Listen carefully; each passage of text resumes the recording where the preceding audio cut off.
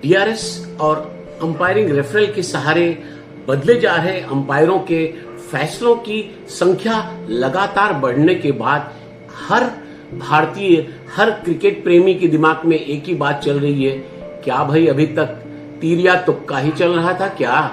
नमस्कार दोस्तों, मैं हूं सतीश मिश्र और आपके सामने फिर से एक बार उपस्थित हूं उसी एक्सक्लूसिव और पर्दे के पीछे की खबरों वाले प्रोग्राम को लेकर जिसका नाम है ऑफ द रिकॉर्ड बातें। आज बात होगी क्रिकेट में अंपायरों द्वारा दिए जा रहे इतने संदेहास्पद और गलत फैसलों के कारण रेफरल का यूज होना और डीआरएस की बढ़ती संख्या के सहारे फैसलों को बार बार बदले जाने के बाद क्रिकेट से जुड़ा हुआ हर आदमी बहुत चिंतित हो चुका है। अभी तक न्यूजीलैंड के खिलाफ 2 टेस्ट मैच हुए हैं। पहला टेस्ट मैच कानपुर में खेला गया जिसके अंपायर थे नितिन मोहन और वीरेंद्र शर्मा। मुंबई में ग्राउंड अंपायर हैं नितिन मोहन और अनिल चौधरी और वीरेंद्र शर्मा थर्ड अंपायर हैं। और यही तीनों पिछले कई सालों से पूरी तरह छाए हुए हैं। केवल जैसे कहते हैं ना कि एक क्वालिफिकेशन पा लिया है, इतनी उम्र हो चुकी, इतने तो ये एक पे एक गलत फैसले देते हुए आगे बढ़ते जा रहे हैं और हर कोई चुप है। लेकिन कहीं न कहीं तो समय आएगा, किसी न किसी को तो आवाज उठानी पड़ेगी।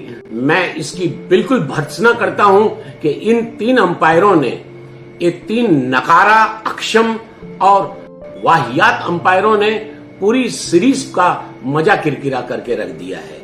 बार बार क्रिकेट हर फैसले पे डाउट, बोल्ड और ग्राउंड में कैच पकड़े जाने के अलावा जितने भी फैसले दिए गए हैं, इन दोनों ने हमेशा संदेह के घेरे में रखा हुआ है और बार बार इनके फैसले बदले जा रहे हैं, जो ये साबित करता है कि क्या अभी तक इसी तरह का तीर या तुक्का ही चल रहा था। और सबसे बड़ी कमाल की बात तो ये है कि इसमें से नितिन मोहन इस समय आईसीसी की एलिट अंपायरों की लिस्ट में है। क्यों है वो आपको पता है? भारत के जबरदस्ती के दबाव की वजह से, भारत के क्लाउड की वजह से। वरना अब आप सोचिए, ये नितिन मोहन जैसा अंपायर ऐसी गफलत, इतने गड़बड़ फैसले यहां कर रहे हैं, ये विदेश में क्या कर रहे होंगे? क्या भारत का नाम कितना ये ऊंचा कर रहे होंगे? ये आप और हम अच्छी तरह समझ सकते हैं। अब समय आ गया है और केवल अंदाज लगाकर अंपायरिंग का फैसला देने वालों के खिलाफ आईसीसी और बीसीसीआई सख्त कदम उठाए। इन्हें इमीडिएटली, तुरंत के प्रभाव से तीनों को बाहर कर देना चाहिए। कोई कमी नहीं है सक्षम अंपायरों की, केवल चांस मिलने की बात है। ये चूंकि इतने ज्यादा कर चुके हैं, पैनल में आगे हैं, इसलिए इन्हें ही सारे मैच दिए जाते हैं, जो कि टोटली गलत है। मैं इसका कतई समर्थक नहीं हूं कि अंपायरिंग पक्षपाती हो।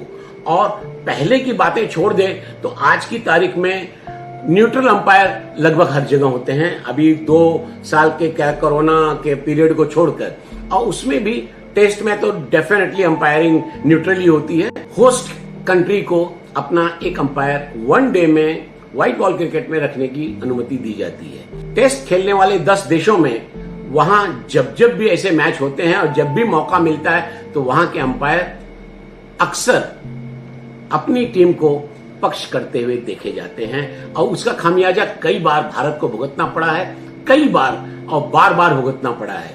लेकिन इसके विपरीत जब भारत में मैच होते हैं, जैसे ये मैच हो रहे हैं, तब ये हमारे अंपायर न जाने क्यों अपनी न्यूट्रलिटी दिखाने के लिए और टूरिंग कैप्टन की रैंकिंग की नोट पाने के लिए जिस तरह से भारत के खिलाफ ही इतने फैसले देते हैं, इस पर कहीं न कहीं अब समय आ गया है कि सख्ती से इनकी जांच कर इन्हें तुरंत बाहर का रास्ता दिखाने की जरूरत आ गई है। कानपुर में नितिन मोहन जो जनाब हैं, इनके 4 फैसले बदले गए और जब बार बार हर तरफ आलोचना हो रही थी, जब उंगलियां उठती हैं, तब ये जनाब अश्विन की बॉलिंग के रनअप को लेकर, क्योंकि इन्हें ध्यान भटकाना था लोगों का, आलोचना से लोगों का ध्यान भटकाना था, इसलिए ये बार बार बात का बतंगड़ बनाकर कहीं और मामला ले गए और अश्विन के रनअप को लेकर बार बार ये उसको वार्निंग देते रहे और इसी वजह से अश्विन कभी उस टेस्ट मैच में न कंसंट्रेट न कर पाए और न उनकी बॉलिंग उतनी इफेक्टिव हो पाई। कभी एक आध फैसले इधर उधर आ जाते हैं तो हमेशा समझा जा सकता है, मानव आखिर वो भी इंसान है, एक आध फैसले के लिए, लेकिन ये नहीं कि एक टेस्ट मैच में जिसके केवल अभी 3 दिन हुए हैं और 9 फैसले गलत जाएं। नहीं, मुंबई टेस्ट में इंडियन कैप्टन विराट कोहली को फर्स्ट इनिंग में जिस तरह से आउट दिया गया वह एक क्लासिक केस है इन तीनों की अक्षमता का। अनिल चौधरी ने ये बिल्कुल नहीं देखा कि चूंकि वे ग्राउंड अंपायर हैं, ये उनका फैसला होना चाहिए पहला नजर में। They should be treated as a holiest of the holy. किस तरह से कि उन्हें पहले देखना चाहिए था कि ये बैट को बॉल लग के फिर डेविएट होके पैड में लगी है, उसका उन्होंने बिल्कुल, वहां पर वो फेल रहे और सीधे उंगली उठा दी कि आउट हो गए। कोहली ने रेफरल लिया तो वो उनके भी 19 के 20 निकले वीरेंद्र शर्मा। 9 मिनट तक वे एक ही रिप्ले देखते रहे और जो कि बेसिक नेसेसिटी होती है कि उन्हें सारे एंगल देखने चाहिए और तो और उन्होंने बॉल ट्रैकिंग का जो रिप्ले मांगना चाहिए जिसके आधार पर वे देख सकते कि बॉल सचमुच उस तरफ जा रही थी, उसका एंगल क्या था, वो उन्होंने मांगा ही नहीं। मतलब जो थर्ड अंपायर फैसला लेने के पहले इन तीनों पैरामीटर को चेक करता है उसमें से एक पैरामीटर उन्होंने चेक ही नहीं। ये कहकर कि रिजल्ट इनकंक्लूसिव है, सीधा ग्राउंड अंपायर पे फैसला छोड़ दिया।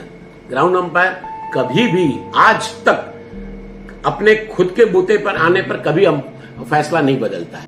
यही हुआ कि उसने कोहली को तुरंत आउट दे दिया।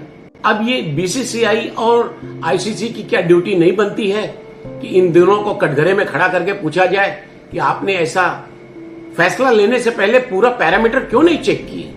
अब जाकर पता चलता है कि क्यों सचिन और धोनी अपने पूरे कैरियर में कभी भी डीआरएस के समर्थक नहीं रहे। दे ऑलवेज अपोज्ड कि ये पूरी तरह 100% करेक्ट नहीं है। बात ये आती है अंत में कि सोचिए ऐसे अक्षम और केवल अंदाज के सहारे फैसला देने वाले अंपायरों ने कितने टैलेंट्स की बलि ली होगी, कितने टैलेंट, कितने अच्छे टैलेंट इन लोगों की गलत फैसले, अक्षमता, इनएफिशिएंसी की वजह से कितने लोगों का कैरियर तबाह हुआ होगा। ये रही आज क्रिकेट की बातें। उम्मीद करता हूं आपको पसंद आई होगी। अगर पसंद आई हो तो इसे लाइक करिएगा और मेरे चैनल को सब्सक्राइब करिएगा। फिर अगली बार एक नए केस के साथ आपको मिलूंगा और तब तक के लिए जय हिंद।